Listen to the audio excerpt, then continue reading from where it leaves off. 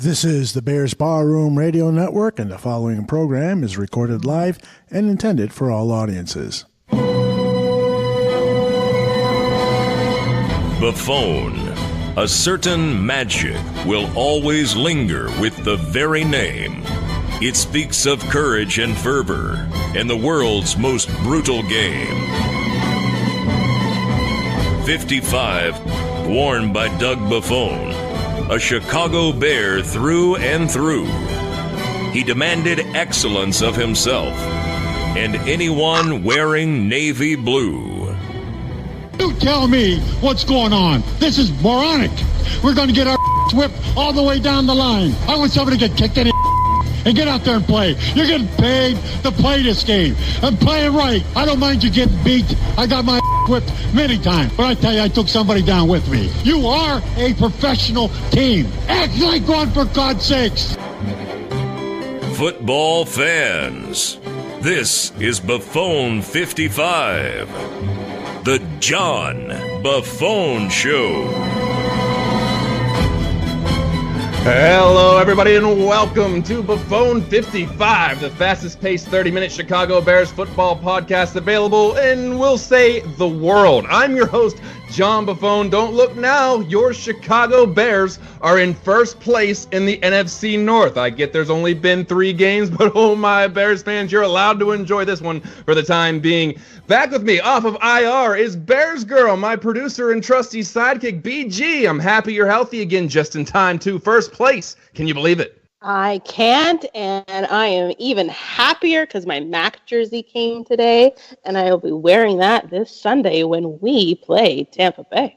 Both of us a little banged up going into this one, but just like the epitome of this show, we must go on. So, joining us tonight, we got a great guest, Michael Pless of RealBucsTalk.com. He last visited the bar room during our live mock draft on 100 Proof back in April. Michael, thanks for being with us again. I hope you are recovering from that crazy loss to the Steelers on Monday night. How you doing?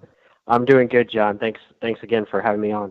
Absolutely. Let's get right down to business as we preview Sunday's matchup between the Bears and the Bucs. I have to start with the elephant in the room, and that's Tampa Bay's quarterback situation. You guys have been loving the FitzMagic, a.k.a. Ryan FitzPatrick, who became the first player in 99 NFL seasons to pass for 400 yards in 3 consecutive games, and he now has a league-high 1,230 passing yards. But your former number 1 overall pick, Jameis Winston, is coming off of a 3-game suspension. Who do you think should be starting against the Bears on Sunday? But who do you think will actually be starting against the Bears on Sunday?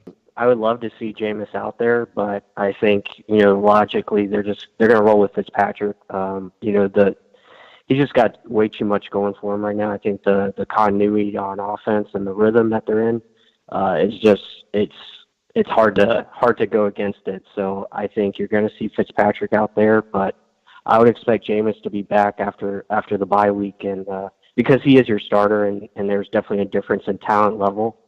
But with the way Fitzpatrick is playing right now, I think you have to go that way. What has Fitzpatrick brought to the table? Because a lot of people going into the season say, oh, we know what Fitzpatrick does. He's a run-of-the-mill, middle-of-the-road backup guy. And all of a sudden, he's caught fire. What has he been doing so well this year that has enabled him to put these stats up? Yeah, I think it's just the talent around him. I mean, he doesn't have to do much. I mean, with the playmakers that we have, as far as wide receiver and tight end, I mean, really all he needs to do is just have time in the pocket. And thankfully, our offensive line has been, for the most part, they've been decent. Now, again, you saw some setbacks in this last game against Pittsburgh where they dialed up some blitzes and got to us, early as far as getting pressure on him and making him do some things that he didn't want to do. So, but I think it's just, I think he's a veteran. He's seen pretty much everything. And with the guys that he has around him now, I mean, it's not something that's very difficult to make the plays that he's making, because when you have guys like Mike Evans and Deshaun Jackson, plus O.J. Howard and Chris Godwin, I mean, there's just plays to be made. So really it's just about executing those throws, and he's done that. Absolutely. A lot of talent on that Bucs offense. Now, both the Bucs and the Bears are 2-1 heading into this matchup, and both have had recent games where the first and second halves looks like totally different teams were on the field. Now, there's been some red flags about the Tampa defense, and so far in 3 games, they've allowed about an 80% completion percentage and about 400 passing yards per game. What will this Bucs defense have in store for the Bears at Soldier Field? How do they match up against the offense? What can they do? We have a very young secondary, so that is something I would look for the Bears to try to take advantage of. Obviously, the Bears, they love to run the football, and rightfully so, because that is their strength, and they have 2 great running backs. So I think the Bucs defensively, they have to start there. You have to find a way to contain their running backs and try to limit those guys. And then on the outside, I think they have some very good talented players, and Allen Robinson. Anthony Miller is someone that scares me because just of his quickness and his ability to make plays in the slot. I'm hoping he can play this week. I want to see the Bears at full strength. I don't want injuries to take hold here. So hopefully he's okay. I know he didn't practice today, and then you have guys like Trey Burton and Taylor Gabriel. So yeah, I mean it's going to be an interesting matchup, I think, on that side of the ball. But it's going to come down to, I think, just offensive line play on both sides. That's really what's going to dictate it. Now, if we talk about that Bucs defense, we got to talk about Chris Conte. Never thought I'd ever say that again. The former Bear, he had a less than stellar performance against the Steelers after getting stiff-armed, railroaded, T-boned, truck sticked, and basically had his lunch money stolen by tight end Vance McDonald, who went in for a 75-yard touchdown. He's on IR now with a knee injury, and this loss makes an already thin Bucs secondary even more desperate for help, having lost corner Vernon Hargreaves to IR a couple weeks ago. How concerned are you about these injuries, and what kind of impact will this have as they face that Bears offense you were talking about? Yeah, definitely. I mean, it has an impact. I mean, we already lost Vernon Hargreaves, for the season, and now you lose Chris Conte. I mean, it's unfortunate, and now you hear reports that he was playing with a torn PCL, just shows you how tough he is. I mean, credit to him, but I think, with the rookies that we have, I think they're getting better. Guys like Carlton Davis and MJ Stewart, and now you bring in a Jordan Whitehead, who I think has a lot of potential, and I think he can definitely handle the situation. But it's going to be tough. I think it's going to come with, as they get more experience and learn, and hopefully they can just play within themselves and learn quickly. And so far, I think they're getting better each week, so that's a positive. We're talking to Michael Pless of RealBucksTalk.com here on Buffone55. Now, I want to touch on the turnovers, and I'm not talking delicious pastries. Pittsburgh forced 4 turnovers in the game on Monday night and sacked Fitzpatrick 3 times. They held the Bucs to just 2 scores on 5 trips to the red zone and yielded only 63 yards on the ground.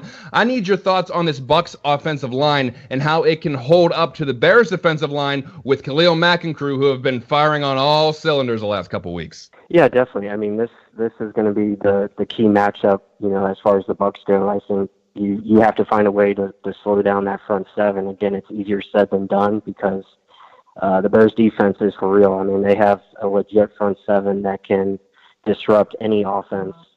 So it's going to be a challenge. I mean, our offensive line, for the most part, has been okay. I thought they definitely were confused against Pittsburgh as far as their blitzes and how they disguise their coverages. They did some different things, and we struggled as an offensive line to pick that up most of the night, and which led to turnovers. But I think obviously the key is going to find a way to get the ball out quickly and hope for the best, because Khalil Mack he's a difference maker, and then you have Akeem Hicks who's outstanding. I think he's pretty underrated around the NFL.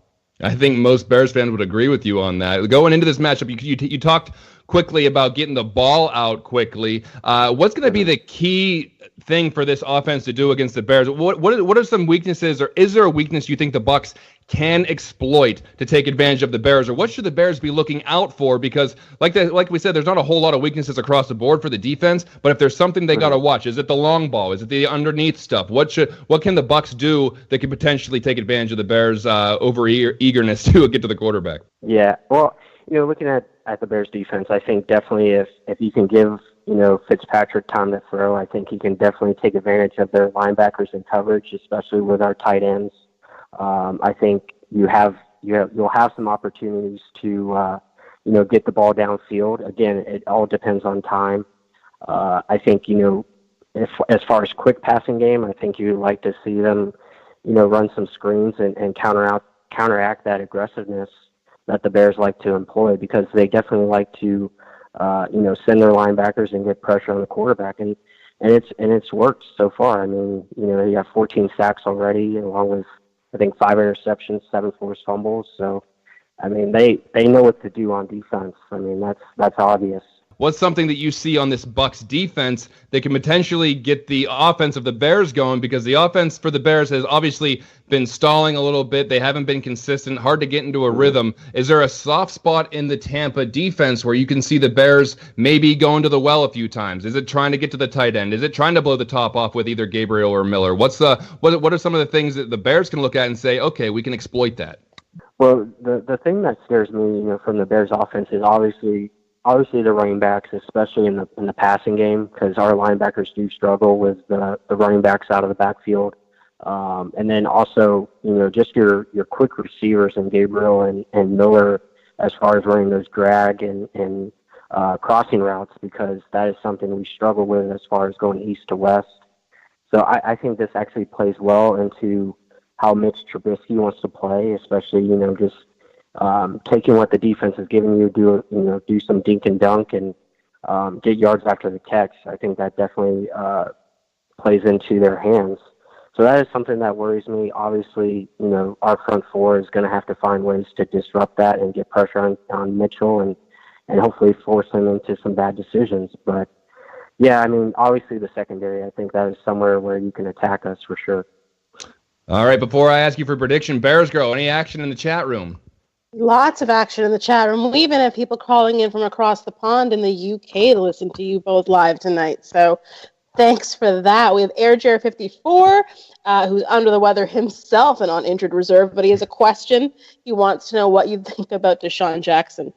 Yeah, Deshaun, I think Deshaun has been great for us, especially this season. I mean, it's, you have a quarterback that is, putting the ball where it needs to be and letting him go make plays. And I think, to be honest, I would like to see them use him more in the quick game, and that's maybe something we see this week against the Bears. I would like to see him, run some more slants and just some variety in his route combination.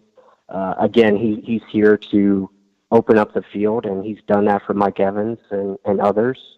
So, but, overall, I'm very pleased with him, and it just shows you how dangerous he can be when he gets the ball in his hands. Now, do you think he's going to be as effective when Jameis comes back in? Because from a statistical standpoint, he wasn't great last year. And a lot of that, Jameis was the quarterback. So when Jameis comes back in, I don't want to get too, fantasy football on you, but do we see a production drop when Jameis Winston comes back in? I think it's definitely possible. Jameis has his favorites. I mean, he loves to go to Mike Evans, and then obviously Cameron Brate. I think, Cameron Brate would be a guy to look for as far as numbers increasing, because those are just two guys that he really trusts, and he always seems to find them when he's in trouble or, just in a critical situation. He tends to find those guys. Absolutely. Okay, before I kick you out of here, I got to ask you what your prediction is for this game. How do you see it shaking out, and give us a score? And it's going to be a tough game, especially up there in Chicago. I don't see it playing out like it has in the past couple of years. I think this is going to be a closer game. I think it's definitely going to be. I could see it kind of being a back and forth game, and I think it's going to come down to, obviously turnovers, and then whoever plays better up front as far as offensive line goes, and who can establish the running game and be effective that way. But I'm gonna pick the home team. Obviously, me being a Bucs fan, I'm gonna go Bucs 27-23. I wouldn't expect anything less from you. I think you're gonna have a little disagreement in our chat room, but I can't think anyone's gonna blame you for that. Before we let you go, tell people how they can connect with you on social media. How can they read your stuff? How can they listen to you? Yeah, absolutely. You can follow me at Real Bucs Talk. Also, be sure to check out our podcast on iTunes. It's at Real Bucs Talk. We also have a website, realbuckstalk.com. So, yeah, I mean, I'm always on there willing to talk football. It doesn't have to be Bucs. So if you want to talk, I'm open to talking Bears as well. So just look for me on there on Twitter. Excellent. Hey, Michael, thank you so much for breaking down the Bucs for us. Hopefully we can talk to you down the road. Yeah, absolutely. Thanks for having me, guys. All right, take care. All right, BearsGrl, it's halftime. You know what that means. It's time to put this show into overdrive. Let's do it. Tell the people what they want to hear. All right, so let's remind our listeners how this part of the show works. I'm going to ask you 5 Chicago Bears-related questions, and you have all but 55 seconds to respond. Why 55? Because that's the number your Uncle Doug Buffone wore during his 15 seasons playing for those Bears. At the end of 55 seconds, you will hear this whistle, at which time you can start to wind up your response. Are you ready for question one? I am ready. Let's do it. All right, John. Obviously, our beloved Bears are in first place heading into their final game before the bye week. Is this really a testament to how good the Bears are capable of being, or should we be on our knees thanking the Vikings and Packers for their epic losses? Your 55 seconds start now. Well, I think it's a fun mixture of both. For all intents and purposes, the Bears should be 3-0. They had the Packers dead to rights in week 1, and they threw up all over themselves. But outside of the Bears' control, we are seeing some cracks in the armor of what some people suggested would be the best division in football. Minnesota, a Super Bowl contender, gets absolutely smoked at home by the lowly Buffalo Bills, and we get to see them take on the Rams on Thursday. That should tell us a lot about what the Vikings are all about. Then we look at Green Bay. They're only going to go as far as Aaron Rodgers' busted-up knee is going to carry them. They lose a couple more guys, including Mo Wilkerson on the defensive line. And honestly, I think the Bears go into Lambeau Field this week. They don't run out of gas on the defensive side of the ball, and they come out with a win. That team has no business winning the division, but they have the best quarterback in football, so you kind of have to recognize them. And then you look at the Lions. I mean, they kind of pull one over on the Patriots, and that was they showed that they have a little bit of bite there. However, they also did get throttled by the Jets. I mean, so you're seeing so much back and forth with this division. And if you look at the Bears, why not? Why not the Chicago Bears? I think that this is looking more promising by the week. Move on to question number 2. Let's do it. That win on Sunday was ugly, and it's clear our offense needs some serious work. Many Bears fans have already given up on Trubisky, while others are pleading for patience as he adjusts to this new scheme and regime. Where are you with your appreciation for Mitch, and how long are you giving him? You are now on the clock.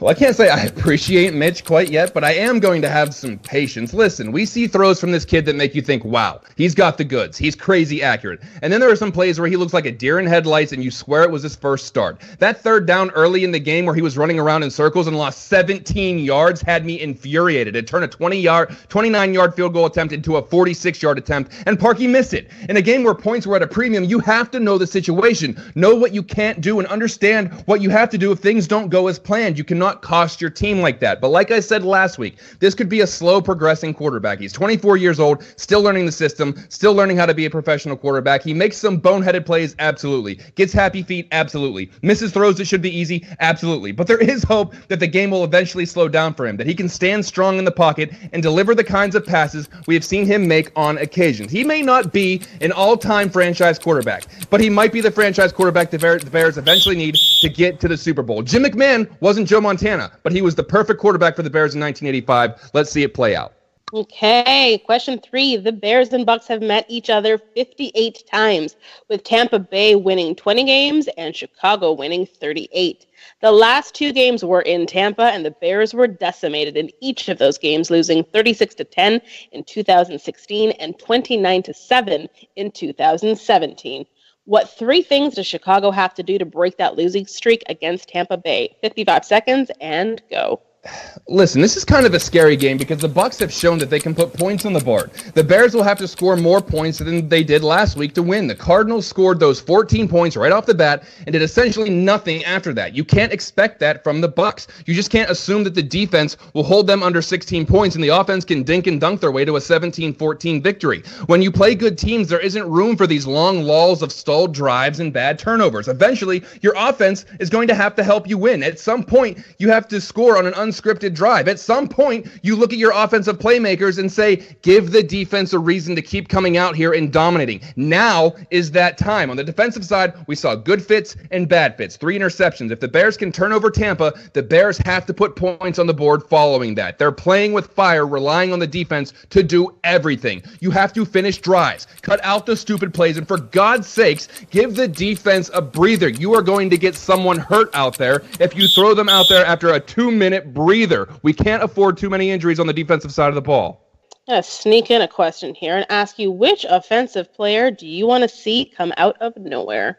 Looking at it, I certainly don't want Deion Sanders, but I like what I saw. Honestly, I like what I saw out of Taylor Gabriel last week. I saw Mitch kind of peppering him a little bit with the targets, and I honestly think you give that guy some space, he can make some dangerous plays. So I like that Mitch kind of zoned in on Gabriel, got him the ball. He had a good amount of catches in the first half. I would like to see them go up top to Gabriel a few times to see him use that turbo speed that he boasts about. So I would love to see a Deshaun Jackson performance out of Taylor Gabriel.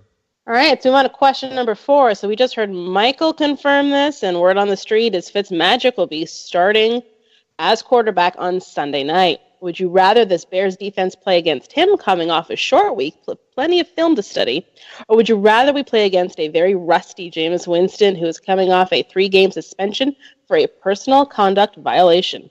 Your 55 seconds starts now.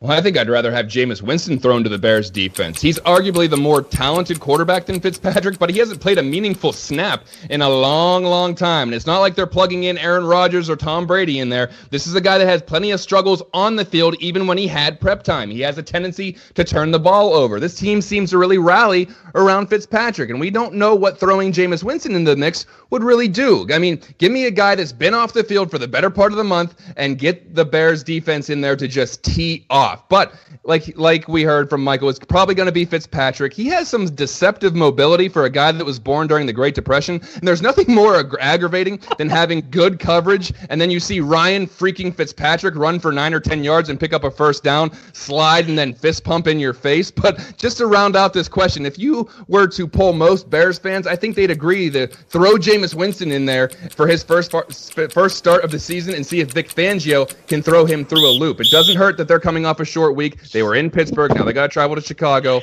I like it. All right. Now let's get to the final question before your prediction. And speaking of someone who was born in the Great Depression, on Tuesday, Akeem Hicks revealed to the media that Virginia McCaskey addressed the team just before the season began and told them that all great Bears teams she's witnessed had one thing in common. They played with great confidence. Sounds like a pretty good thing for a team owner to share with her players. Congratulations, John. You've now become the team owner. Finally. Give this team your own inspirational speech. You've got 55 seconds, and the clock starts now. Turn off that clock. All right, listen up, fellas. When you put on that blue and orange, you aren't just putting on your jersey. You aren't just representing the 2018 Chicago Bears. You are representing everything this team and this city has gone through for nearly 100 years. Look, this isn't Cleveland. This isn't Detroit. This isn't Tampa Bay. This is the Chicago freaking Bears. You're playing in Soldier Field, hallowed grounds made possible by Papa Bear Hallis. And those same fans that are cheering on Butkus, Buffone, Singletary, Peyton, Urlacher, those are the same fans cheering you on right now. There have been good times, and Lord knows there have been bad times, but right now is your time. Losing is no longer an option. No longer are opposing fan bases going to look over their schedules and chalk Chicago up as a winnable game. This team has been known as the Monsters of the Midway, and it's time to wake those monsters up. Make this field a house of horrors for the opposition. The North is up for the taking, gentlemen, so let's take it. Let's put this city on our back. Let's put the opponents in the ground. Winning starts now. Greatness starts now. The new era of Chicago Bears football starts right now. Bear down. Wow.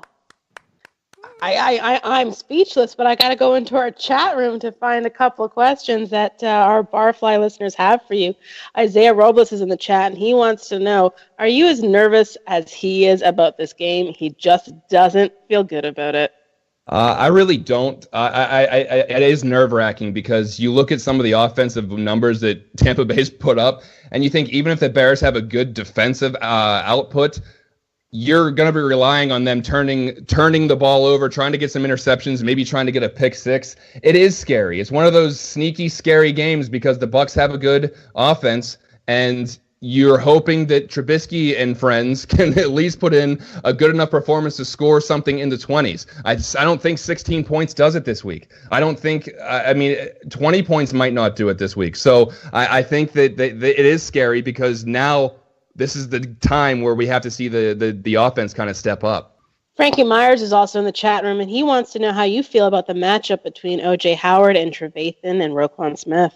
Man, O.J. Howard is a physical freak. And, tight ends usually hit their stride in their second year just because they're learning the NFL game.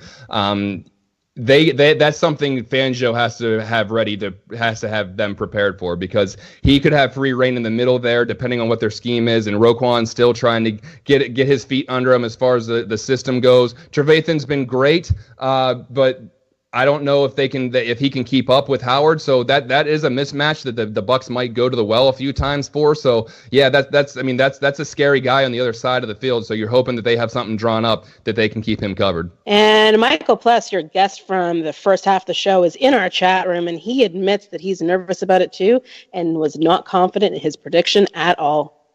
Well, he shouldn't be, because the Bears are going to win this game. Let's now get to your prediction. Let us know how you think this game is going to go. No, the Bears are going to win. They are at home. The defense is clicking, and the Tampa defense has looked suspect at times. I see the defense turning the Bucs over a few times. Give us a pick six, and we should be good. I think the offense will score enough to keep Tampa at bay. See what I did there? So I say that the Bears win this one 24-19. I think 24 points should be enough. I think that the defense holds the rest of it in check. And don't forget, this episode of Buffone55 will be on your podcast stream first thing Thursday morning. Make sure you share it with your friends and give us a review on any of the delivery systems you get your podcast from. We're on all of them: iTunes, Podbean, Spotify, Google Play, Stitcher, MySpace, Zanga, AOL Instant Messenger, Netscape Navigator. I've officially lost our millennial fan base, by the way. You name it. All you have to do is search for Bears Barroom Radio Network, and we will pop up. Before we go, BearsGrl, please go ahead and plug the swag shop. By the way, take some pictures of those Buffone55 shirts. I want to post those all over Twitter and Facebook. I am wearing one right now, and we will make sure to get them all up on our social media pages. While you're waiting for this podcast, go check out BearsBarroom.com, where you will find 2 new features. Draft Dr. Phil has the Tape Never Lies video. His focus this week is on Khalil Mack. And Kevin Schroeder is posting his weekly Bears performance grades. Why pay for Pro Football Focus expensive player grades when all you want to know is how our Bears did? You can find that there. And next week on Buffone55, we won't be previewing a game because we're heading into a bye week, but we will have a show, and we will have Danny Shimon from Bears on Tap and BearsBarroom.com joining you as your guest. That's my boy right there. And join us back here on MixLR on Friday. The Mike North Advantage begins at 9 a.m. Central Time. Can't make it? Catch the podcast version. Hey, BearsGrl, we were banged up, but I think we churned out a heck of a show, don't you think? We did, and we came in with 1 minute to spare as well. How about that? Well, everybody, thank you for tuning in to Buffone55. Hopefully next time we talk, the Bears will be even further over 500. Thanks for tuning in. Same time, same place next week. Bear down, everybody.